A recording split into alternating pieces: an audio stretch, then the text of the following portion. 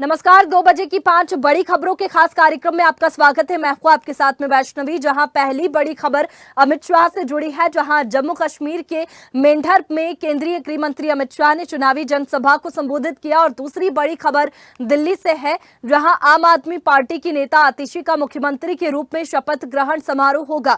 और तीसरी बड़ी खबर यूपी से है, जहां उपचुनाव की तैयारियों के बीच योगी सरकार लगातार बेरोजगारों को नौकरी देने पर फोकस कर रही है। चौथी बड़ी खबर मुंबई से है, जहां हिमाचल प्रदेश के मंडी में अवैध मस्जिद मामले के बाद अब मुंबई के धारावी से भी ऐसा ही केस सामने आया है। और पांचवी बड़ी खबर छत्तीसगढ़ से है, जहां कांग्रेस ने कवर्धा में हत्याकांड और आगजनी के खिलाफ आज छत्तीसगढ़ बंद बुलाया है। और पहली बड़ी खबर का रुख करेंगे, जहां जम्मू कश्मीर के मेंढर में केंद्रीय गृह मंत्री अमित शाह ने एक चुनावी जनसभा को संबोधित किया। इस दौरान शाह ने कहा कि 1947 के बाद से पाकिस्तान के खिलाफ लड़े गए हर युद्ध में इसी भूमि जम्मू कश्मीर के सैनिकों ने भारत की रक्षा की है। उन्होंने कहा कि 1990 के दशक में जब फारूक अब्दुल्ला के सौजन्य से आतंकवाद ने प्रवेश किया, तो ये मेरे पहाड़ी, गुर्जर और बकरवाल भाई ही थे, जिन्होंने सीमाओं पर बहादुरी से गोलियां चलाई। और उन्होंने साफ तौर पर कहा कि ये चुनाव जम्मू कश्मीर में 3 परिवारों का शासन समाप्त करने वाला है। अब्दुल्ला परिवार, मुफ्ती परिवार और नेहरू गांधी परिवार, इन तीनों परिवारों ने यहां जमहूरियत को रोक कर रखा था। अगर 2014 में मोदी जी की सरकार न आती तो पंचायत ब्लॉक जिले के चुनाव नहीं होते। 90 के दशक में यहां बहुत गोलीबारी होती थी, क्योंकि यहां के आका पाकिस्तान से डरते थे। शाह ने कहा कि अब पाकिस्तान नरेंद्र मोदी से डरता है कि ये चुनाव जम्मू कश्मीर में 3 परिवारों का शासन खत्म करने वाला चुनाव है। तो लगातार चुनावी दौरा किया जा रहा है। स्टार प्रचारक जम्मू कश्मीर पहुंच रहे हैं और वहां पर रैलियां कर रहे हैं और जनसभा को भी संबोधित कर रहे हैं। ऐसे में केंद्रीय गृह मंत्री अमित शाह भी जम्मू कश्मीर पहुंचे और इसी पर ज्यादा जानकारी के साथ संवाददाता एजाज हमारे साथ में जुड़ चुके हैं। एजाज, लगातार स्टार प्रचारकों का दौरा जारी है, ऐसे में केंद्रीय गृह मंत्री भी पहुंचे, कौन सी महत्वपूर्ण बातें उनके संबोधन में रखी? जी, मैं आपको बता दूं कि बीजेपी की तरफ से बैक टू बैक दौरे हैं जम्मू कश्मीर के लिए।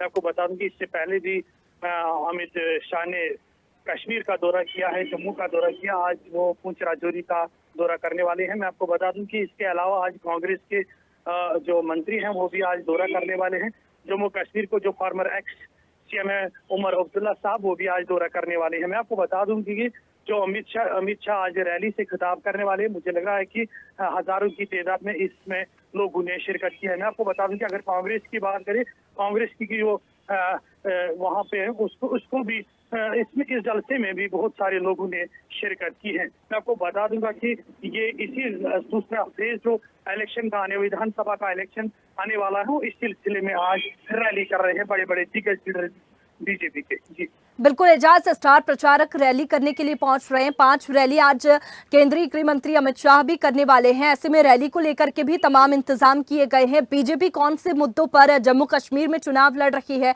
और जनता को साधने की कोशिश कर रही है? बिल्कुल, मैं आपको बता दूं कि पहले ही सारे पार्टियों ने अपना मैनिफेस्टो जारी किया है। उसके बाद आखिर पर बीजेपी ने अपना मैनिफेस्टो जारी किया है लोगों के लिए कि इस मैनिफेस्टो के जरिए से लोगों तक एक मैसेज जा रही है कि लोग भी, मुझे लगा है कि कई जगहों पे कई सीटें पे लोग मुतमईन हैं बीजेपी को वोट डालने के लिए। बिल्कुल एजाज, रैलियों को लेकर के भी तमाम तैयारियां और कई मुद्दे ऐसे हैं जिन पर बीजेपी चुनाव लड़ रही है। और ऐसे में विपक्ष की अगर बात की जाए तो विपक्ष की भी रैलियां आज होने वाली है। ऐसे में विपक्ष की रैलियों को लेकर के क्या तैयारी है? कौन से स्टार प्रचारक आज पहुंचने वाले हैं और रैली करेंगे, जनसभा को संबोधित करेंगे? बिल्कुल विष्णु जी, मैं आपको बता दूं कि आज कांग्रेस की तरफ से एक बहुत बड़ी रैली होने वाली है पुंछ राजौरी डिस्ट्रिक्ट में दो जगह पे वो भी रैली करने वाले हैं। इस रैली में भी हजारों की तादाद में नितिन गडकरी, उसमें ये हजारों की तादाद में इस रैली में लोगों ने शिरकत की है। मैं आपको बता दूंगा कि बीजेपी और या कांग्रेस की अगर बात करें, कांग्रेस भी अपनी तरफ से अपनी मैनिफेस्टो उन्होंने जारी किया, बहुत कोशिश कर रहे हैं कि लोगों को अपनी तरफ खींचने के लिए। चलिए एजाज, बहुत शुक्रिया आपका तमाम जानकारी के लिए। और दूसरी बड़ी खबर का रुख करेंगे, जहां आम आदमी पार्टी की नेता आतिशी का दिल्ली के मुख्यमंत्री के रूप में शपथ ग्रहण समारोह शाम 4:30 बजे राजनिवास में होगा और साथ ही उनका मंत्रिपरिषद भी शपथ ग्रहण करेगा। उपराज्यपाल कार्यालय के अधिकारियों ने बताया कि राष्ट्रपति द्रौपदी मुर्मू ने आतिशी के शपथ ग्रहण की तिथि से दिल्ली का मुख्यमंत्री नियुक्त किया है और अरविंद केजरीवाल का इस्तीफा भी स्वीकार कर लिया है। उन्होंने बताया कि राष्ट्रपति ने 5 मंत्रियों की नियुक्ति को भी मंजूरी दे दी है और शपथ ग्रहण समारोह राजनिवास में शाम 4:30 बजे होगा। आम आदमी पार्टी के एक नेता के अनुसार समारोह के सादे ढंग से आयोजित होने की संभावना है। आतिशी शपथ ग्रहण के बाद करीब एक हफ्ते बाद 26 से 27 को दिल्ली विधानसभा में अपना बहुमत साबित करेंगी। और इसी पर ज्यादा जानकारी के साथ संवाददाता तनु हमारे साथ में लाइव जुड़ चुकी है। तनु, आज शपथ ग्रहण होने वाला है और ऐसे में शपथ ग्रहण को लेकर के क्या तैयारी है? कौन से 5 मंत्री भी मंत्री पद की शपथ लेंगे? वैष्णवी, देखिए, आज का दिन जो है वो दिल्ली वासियों के लिए, आम आदमी पार्टी के लिए और आतिशी के लिए बहुत महत्वपूर्ण दिन है, क्योंकि आज आतिशी जो है वो मुख्यमंत्री पद की शपथ लेने जा रही है। करीब 4:30 बजे का वो वक्त रहेगा जब राजनिवास आतिशी पहुंचेंगी और शपथ ग्रहण जो समारोह है वो शुरू होगा। और देखिए, बहुत सादे ढंग से आज का जो पूरा प्रोग्राम है वो आयोजित किया जा रहा है। उसकी वजह ये भी है कि आतिशी ने जब प्रेस कॉन्फ्रेंस करी थी, जैसे ही उनके नाम का ऐलान हुआ था, उन्होंने ये कहा था कि कोई भी मुझे ना तो माला पहनाए ना ही ज्यादा खुशी मनाए। इसका रीजन ये है क्योंकि वो अंदर से बहुत ज्यादा दुखी थी। वो ये कह रही थी कि अरविंद केजरीवाल अपना पद छोड़ रहे हैं, इसलिए मैं बहुत ज्यादा दुखी हूँ। तो देखिए, आज खुशी का माहौल तो है, लेकिन कहीं ना कहीं आम आदमी पार्टी के अंदर एक दर्द भी है कि जो अरविंद केजरीवाल मुखिया थे वो अब कुर्सी पर विराजमान नहीं है। तो देखिए, जब आपने जिक्र किया वैष्णवी कि कौन कौन से वो मंत्री होंगे, देखिए जो मंत्री परिषद है वो भी आज शपथ लेगा, जिसमें कि पुराने जो मंत्री हैं उनको रिपीट किया गया है, जिसमें कैलाश गहलोत है, सौरभ भारद्वाज है, साथ ही देखिए गोपाल राय भी है और इमरान हुसैन भी इसमें मौजूद रहेंगे। तो ये जो मंत्री हैं ये आज फिर से शपथ लेंगे, क्योंकि देखिए पुराने मंत्रियों पर भरोसा इसलिए जताया गया है क्योंकि कोई नया मंत्री अपॉइंट होता इसको समय लगता कामकाज को समझने में, इसलिए पुराने पर भरोसा जताया है। और अब देखिए, बहुत कम समय रह गया है विधानसभा इलेक्शन में। फरवरी में विधानसभा इलेक्शन होने हैं और उसके बाद अगर जनता ने चाहा तो वो एक बार फिर से देखिए अरविंद केजरीवाल जो है वो सत्ता में काबिज जरूर होंगे। लेकिन आज का दिन बहुत महत्वपूर्ण, सबकी निगाहें दिल्ली पर टिकी हुई है और देखने वाली बात होगी कि जब शपथ ग्रहण समारोह होगा तो उस दौरान आतिशी क्या कुछ बातें रखी है, क्योंकि फिर देखिए विधानसभा में भी मत जो है वो साबित करना पड़ेगा। तो तमाम अब जो पूरा प्रोसेस है वो चलेगा। लेकिन हाँ, आज हम कह सकते हैं वैष्णवी कि दिल्ली बदली बदली नजर आ रही है और कहीं ना कहीं जो रुके हुए काम है दिल्ली के वो भी अब शुरू हो जाएंगे। कि अरविंद केजरीवाल तो फाइल पर साइन नहीं कर सकते थे, सीएम ऑफिस नहीं जा सकते थे, लेकिन अब आतिशी जो है वो नए ऐलान भी कर सकती है, फाइल पर साइन भी कर सकती है। रुके हुए काम एक बार फिर से उसको दुरुस्त होते हुए नजर आएंगे। बिल्कुल तनु, आज आम आदमी पार्टी के लिए बेहद खास दिन है क्योंकि आतिशी सीएम पद की शपथ लेंगी और उनके साथ में 5 मंत्री भी मंत्री पद की शपथ लेने वाले हैं। और ऐसे में तनु, अगर बात की जाए तो जश्न को लेकर के मनाही की गई है। खास दिन तो आम आदमी पार्टी के लिए है, लेकिन आतिशी ने यह भी अपील की है कि वो सीएम जरूर बनने जा रही है, लेकिन इसका जश्न आम आदमी पार्टी में ना बनाया जाए। कार्यकर्ताओं से यह अपील की गई है। बिल्कुल वैष्णवी, देखिए जैसे ही हमने देखा कि संजय सिंह जेल से बाहर आए, मनीष सिसोदिया बाहर आए, अरविंद केजरीवाल बाहर आए, पूरी दिल्ली को सजाया गया, जो जश्न मनाया गया। तो आम आदमी पार्टी जो हमेशा से जश्न मनाती आई है वो आज इसलिए जश्न नहीं मनाएगी क्योंकि आतिशी ने प्रेस कॉन्फ्रेंस से बात करी थी कि मैं जितनी ज्यादा खुश नहीं हूँ तो मैं दुखी हूँ। जैसे अरविंद केजरीवाल अपने पद पर नहीं है और मेरा काम है कि अरविंद केजरीवाल को उनकी कुर्सी वापस सौंपना। तो उन्होंने इस बात का जिक्र किया था। और जब आज के जो सूत्रों से हवाले से जो खबर है, साफ तौर पर यह कहा गया है कि किसी तरीके का जो मंच है वो ना तैयार किया जाए, कोई सजावट ना की जाए, कोई आतिशबाजी दिल्ली के अंदर ना की जाए, क्योंकि ये जो क्षण है आम आदमी पार्टी के लिए ये बहुत ही भावुक कर देने वाला क्षण है। क्योंकि अरविंद केजरीवाल इतने लंबे समय से मुख्यमंत्री रहे, अब उन्होंने इस्तीफा दे दिया और कहीं ना कहीं पार्टी की देखिए स्ट्रैटेजी है जिस तरीके से अरविंद केजरीवाल सरप्राइजिंग एलिमेंट के लिए जाने भी जाते हैं वैसे भी। तो कहीं ना कहीं देखिए आज बहुत सादे ढंग से पूरा आयोजन है वो होने जा रहा है। बिल्कुल, काफी खास दिन आम आदमी पार्टी के लिए है क्योंकि आतिशी सीएम पद की शपथ लेने वाली है। शुक्रिया तनु आपका तमाम जानकारी के लिए। और तीसरी बड़ी खबर का रुख करेंगे, जहां उत्तर प्रदेश उपचुनाव की तैयारियों के बीच प्रदेश की योगी आदित्यनाथ सरकार लगातार बेरोजगारों को नौकरी देने पर फोकस कर रही है। सीएम योगी ऐलान करते हुए कहा कि अगले 6 महीनों के अंदर यूपी में 40,000 पदों पर भर्ती की जाएगी। उन्होंने बताया कि ये भर्तियां यूपीएससी के माध्यम से की जाएंगी। सीएम योगी ने पिछले दिनों एक कार्यक्रम के दौरान इस बात का ऐलान किया था। उन्होंने कहा कि उत्तर प्रदेश चयन आयोग का गठन हो चुका है, जल्द में इसके जरिए हजारों युवाओं की भर्ती की जाएगी। उन्होंने अपने सोशल मीडिया अकाउंट पर शेयर करते हुए कहा कि अगले 6 महीने के अंदर 40,000 ऐसी भर्तियां हैं जो यूपीएससी के माध्यम से करने जा रहे हैं। और इसी पर ज्यादा जानकारी के साथ स्टेट हेड यूपी वंदना जी हमारे साथ में फोन लाइन पर जुड़ चुकी है। वंदना जी, 10 सीटों पर उत्तर प्रदेश में उपचुनाव होने वाले हैं और ऐसे में अलग अलग वर्गों को साधने की कोशिश की जा रही है और अब युवाओं को साधने की कोशिश की गई है, क्या कुछ जानकारी? देखिए वैष्णवी, उत्तर प्रदेश उपचुनाव की तैयारियों के बीच अब प्रदेश के जो मुखिया हैं योगी आदित्यनाथ सरकार लगातार बेरोजगारों को नौकरी देने पर फोकस कर रही है। सीएम योगी ने ऐलान भी किया है कि अगले 6 महीनों के अंदर यूपी में 40,000 पदों पर भर्तियां की जाएंगी। उन्होंने ये भी कहा है कि जो भी ये भर्तियां होंगी वो यूपी एसएससी के माध्यम से की जाएंगी। और सीएम ने पिछले दिनों एक कार्यक्रम के दौरान इसका भी ऐलान किया था। उन्होंने कहा था कि ये चयन आयोग का गठन हो चुका है और जल्दी हजारों युवाओं की भर्ती की जाएगी। और आज फिर से योगी आदित्यनाथ ने ये बात दोहराई है। उन्होंने अपने सोशल मीडिया अकाउंट पर ये क्लिप शेयर करते हुए कहा है कि अगले 6 महीनों के भीतर 40,000 ऐसी भर्तियां होंगी जो कि यूपी एसएससी के माध्यम से की जाएगी। और उत्तर प्रदेश में इस समय यूपी नौकरियों की बहार होगी, क्योंकि यूपी पुलिस में कांस्टेबल 60,000 रिक्त पदों पर भी भर्ती परीक्षा आयोजित की गई थी अभी पिछले दिनों। और इस परीक्षा में करीब 50 लाख जो अभ्यर्थी हैं उन्होंने आवेदन भी किया था, जिसमें से 38 लाख अभ्यर्थियों ने हिस्सा लिया है। और ये परीक्षा अगस्त महीने के आखिरी सप्ताह में 2 पालियों में कराई गई थी, जिसमें यूपी के अलावा दूसरे राज्यों के अभ्यर्थी भी बड़ी संख्या में इसमें हिस्सा लिया है। और यूपी पुलिस एवं पदोन्नति आयोग द्वारा ये पूरी परीक्षा संपन्न कराई गई थी लगातार, क्योंकि जो रिजल्ट आया है 2024 का, उसके बाद क्योंकि युवाओं में खासी नाराजगी देखी गई थी। युवा नाराज थे क्योंकि रोजगार नहीं है। राम मंदिर वाला मुद्दा उठ रहा था कि राम मंदिर से क्या होगा अगर रोजगार ही नहीं होगा, तो इस पर खास ध्यान दिया जा रहा है। और जो भी यूपी में जो पुलिस परीक्षा की जो भी परीक्षा की गई है उसके नतीजे भी दिसंबर महीने के अंत तक आ जाएंगे और जनवरी महीने में फिजिकल टेस्ट के लिए उनको बुलाया जाएगा। और बोर्ड की कोशिश है कि जल्द से जल्द जो कांस्टेबल की भर्ती की प्रक्रिया है वो संपन्न हो सके। और सीएम ने ये भी कहा है कि 40,000 पदों पर जो भर्तियां की जाएंगी उससे युवाओं में जो निराशा है वो दूर होगी। इसके अलावा भी देखिए लगातार मिर्जापुर मुरादाबाद में सीएम योगी जो रोजगार मेला आयोजित कर रहे हैं उसके माध्यम से 30,000 रोजगार के अवसर भी अभी योगी आदित्यनाथ ने दिए हैं युवाओं को, जिसमें मैनपुरी है, अम्बेडकर नगर है, मुजफ्फरनगर है।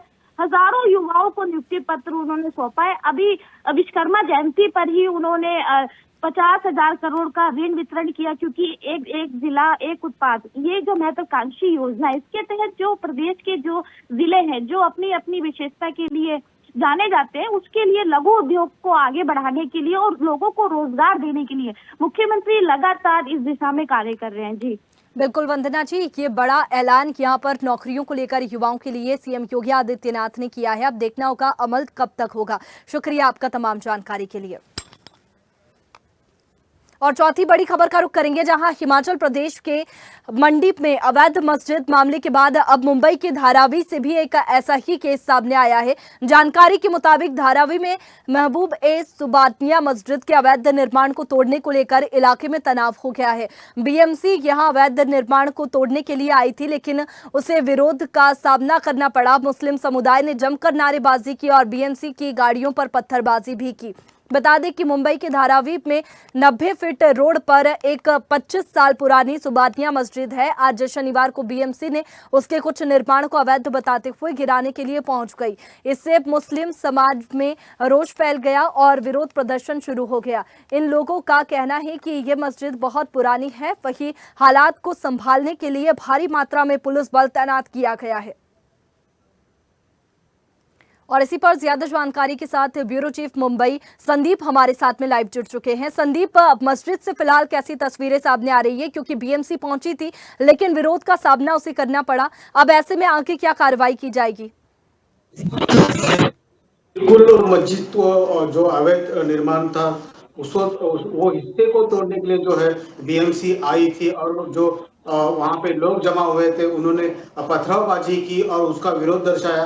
मगर इस बीच जो है सांसद वर्षा गायकवाड़ ने इस मुद्दे को लेकर मुख्यमंत्री को संपर्क करने के बाद फिर मुख्यमंत्री ने बीएमसी को आदेश दिए कि अभी तक लोगों का जो रोष है और जो उनके संवेदना है उनको देखते हुए ये जो तोड़क कार्रवाई है वो रोकने के आदेश दिए हैं। और जिसके चलते बीएमसी ने ऐसे भी कहा है कि अब यह कार्रवाई हम रोक रहे हैं, मगर 5 दिन के बाद हम कार्रवाई जरूर करेंगे। बिल्कुल, ये कार्रवाई आगे भी इसमें की जाएगी और देखने वाली बात होगी कि आगे क्या कुछ अपडेट इसमें निकलकर सामने आता है। शुक्रिया आपका तमाम जानकारी के लिए संदीप। और 5वीं बड़ी खबर का रुख करेंगे, जहां कांग्रेस ने कवर्धा में हत्याकांड और आगजनी के खिलाफ आज छत्तीसगढ़ बंद बुलाया है। कांग्रेस का आरोप है कि गृह मंत्री अपना जिला नहीं संभाल पा रहे हैं तो पूरा प्रदेश क्या संभालेंगे। बता दें कि लोहारीडीह हिंसा अग्निकांड के खिलाफ कांग्रेस ने छत्तीसगढ़ बंद किया है। गुरुवार को आगजनी और हत्याकांड में गिरफ्तार बंदी की मौत के बाद उसके अंतिम संस्कार में शामिल होने पहुंची कांग्रेस ने बंद का ऐलान किया है। पूर्व मुख्यमंत्री भूपेश बघेल ने आरोप लगाया कि प्रदेश में कानून व्यवस्था पूरी तरह से खत्म हो चुकी है। कवर्धा कांड के दोषियों को सजा देने की मांग करते हुए प्रदेश में सुबह 9 बजे से दोपहर 3 बजे तक बंद रखा गया है। लिहाजा कवर्धा में कांग्रेस बंद का असर दिख रहा है। जरूरी सुविधाएं छोड़कर शहर की सभी दुकानें बंद है। स्कूलों में भी बंद का असर दिखा। दरअसल आगजनी की इस घटना में रघुनाथ साहू के घर में रखा सिलेंडर ब्लास्ट हो गया, जिसमें पूर्व सरपंच की मौत हो गई। गांव में स्थिति बिगड़ते देख पुलिस फोर्स को बुलाया गया। तो कवर्धा कांड पर कांग्रेस लगातार आक्रोश में नजर आ रही है और छत्तीसगढ़ बंद बुलाया गया है। और इसी पर ज्यादा जानकारी के साथ संवाददाता राहुल हमारे साथ में लाइव जुड़ चुके हैं। राहुल, फिलहाल बंद को लेकर के कैसी तस्वीरें सामने आ रही है? कवर्धा कांड को लेकर के लगातार आक्रोश देखने को मिल रहा है। देखिए, कवर्धा में 15 सितंबर को एक घटना हुई थी, आगजनी हुई थी, और जिसके बाद से वहां पे हिंसा भड़का और बहुत सारे लोगों के खिलाफ पुलिस ने अपराध दर्ज किया है। सरकार कार्यवाही कर रही है। एक साथ वहां पे जो रिंगाखार थाने में 23 स्टाफ पुलिस के पदस्थ थे, तो टीआई समेत सारे स्टाफ को सरकार ने बदल दिया।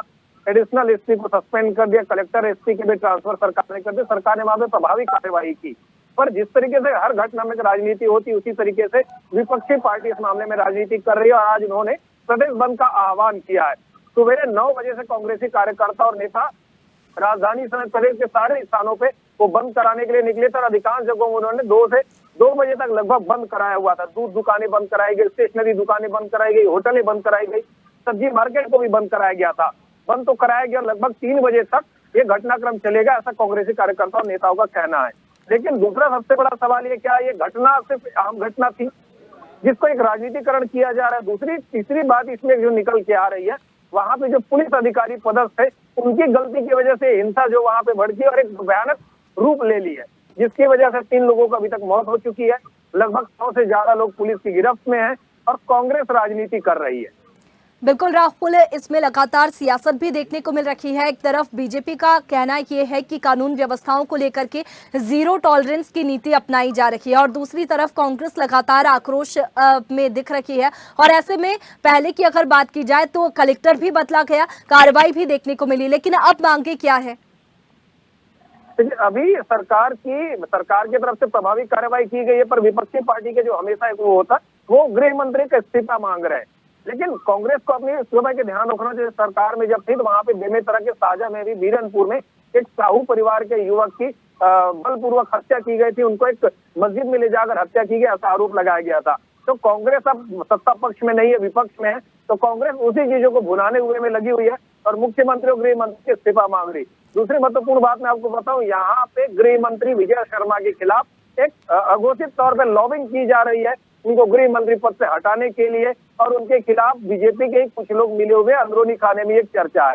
क्योंकि जिस तरीके से सरकार अभी 9 महीने हुए सरकार को बने हुए, साल भर तक आमतौर पर सरकार का इस तरीके से कोई प्रदर्शन नहीं होता। सरकार का हनीमून पीरियड माना जाता है 6 महीने तक। 9 महीने में जिस तरीके से उप मुख्यमंत्री और गृह मंत्री विजय शर्मा के खिलाफ विपक्षी पार्टी आंदोलन कर रही है, टारगेट करके उनको कार्यवाही किया जा रहा है, सिर्फ उनको हटाने के लिए लचर कानून व्यवस्था को बार बार मुद्दा बनाया जा रहा है। जबकि पूर्व में गृह मंत्री विजय शर्मा ने जो एक डिटेल जारी किया था कि पूर्व में सरकार में रहते हुए कांग्रेस के 1 साल में जितने घटना हुए थे, हत्या, बलात्कार, लूट, चाकूमारी के, उतने 9 महीने में बीजेपी की सरकार में नहीं हुआ है। वो कांग्रेस की सरकार में ज्यादा था। उसके बाद भी गृह मंत्री को टारगेट करके लश्कर कानून व्यवस्था को मुद्दा बनाया जा रहा है, जबकि मुद्दा कुछ और है। यहाँ पे कांग्रेसी जो पुलिस का मॉरल डाउन करने का काम कर रही है। बिल्कुल, एक तरफ छत्तीसगढ़ बंद बुलाया गया है, प्रदर्शन देखने को मिल रहा है, तो देखने वाली बात होगी कि आगे इस मामले में क्या कुछ कार्रवाई होती है। शुक्रिया आपका तमाम जानकारी के लिए। फिलहाल बुलेटिन में इतना ही। तमाम खबरों के लिए आप बने रहिए स्वदेश न्यूज के साथ, सबसे पहले देश।